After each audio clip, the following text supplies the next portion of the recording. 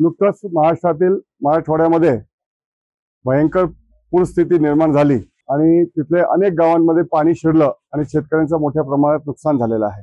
Pune merchant चेंबरच्या परंपरेनुसार राज्यामध्ये देशामध्ये आपत्तीच्या वेळेला प्रथम धावून जाणारी संस्था म्हणून नावलौकिक असलेल्या पुणा मर्चंट चेंबरने यंदा पण ते कार्य सुनियोजित पद्धतीने सुरू केलेलं आहे।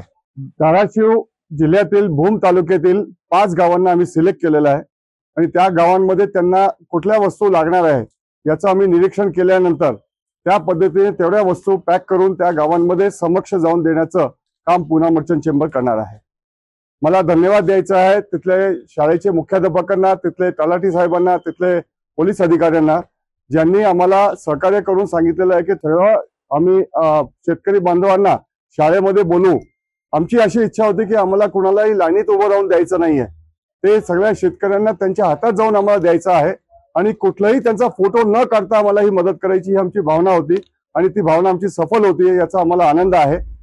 नुकताच आमचा लाडू चिवड्याचा उपक्रम पण सुरू झालेला आहे।